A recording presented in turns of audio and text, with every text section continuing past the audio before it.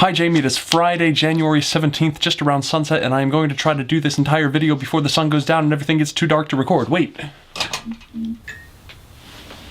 That might help a little bit. So today I want to talk about just how freaking long Chinese history is. And anyways, here's a short compilation of me being stuck in traffic in Yifei's hometown of Zhengzhou while you listen. Alright, so I was reading this book, China, A New History by John King Fairbank. The book took something like 300 pages to summarize, mind you, the last 150 years of modern Chinese history. We, and I definitely mean Americans, but maybe this applies to people everywhere, we have, I think, a really bad grasp on how long 100 years is. But what I was noticing while reading this book is that I don't have a lot of images in my head of late 19th and early 20th century China.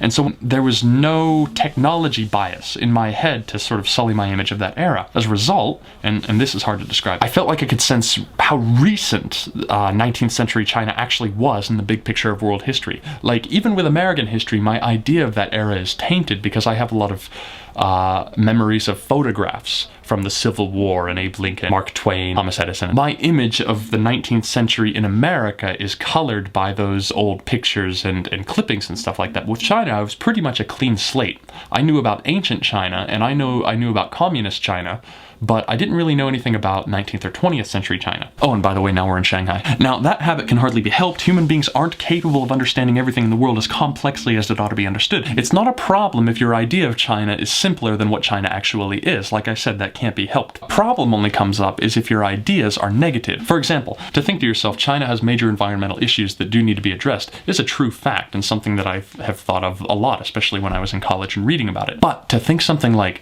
China is dirty, like why is it so dirty here? What's wrong with these people? Is obviously not a good way to think about things. Anyways, the reason I'm rambling on about all this to no end is because I caught myself doing it. Me, the endlessly outspoken critic against discrimination, was myself being kind of discriminatory. I wasn't being aggressive, I wasn't making ignorant jokes, but I was being very often surprised by the contrast between what I thought China to be and what China actually is. And what it is a place, and it's a place very much like the place that we live, a place filled with people trying to do their own thing, people who are on the cutting edge of history and who are very aware, compared to others, of the personal history that came before them, but just like the rest of us, probably aren't very aware of the histories surrounding them and that make up the rest of the puzzle of world history, and that we all take part in, whether we want to or not, whether we're aware of it or not. And it's not likely as the 21st century unfolds that people are going to become more aware of the big puzzle of world history and how they fit into it. In fact, I think it's likely that people are going to become less aware. But being aware of these limits to our understanding of really complex issues like country or culture or history might help us choose to come together in the long run rather than making us distrustful of other people's. I hope that made sense. The sun is down now and things are getting dark very fast. There's some links below to some of the more interesting episodes in recent Chinese history if you're interested in reading and learning more about this stuff. I hope you're rocking, and I'll see you next week. And to end with, I want to show you this really weird subway ride that I took under the Shanghai River to get from the old part of the city to the new part of the city. Enjoy.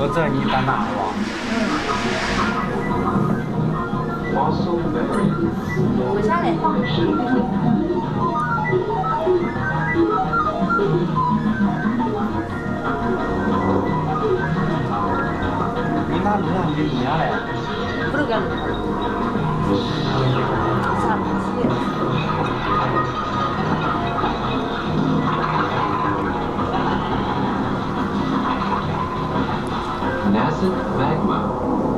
引进起源。They said that France built those train cars and stuff. I hope France didn't build the rest of it. Nascent magma. I don't even know what the word nascent means.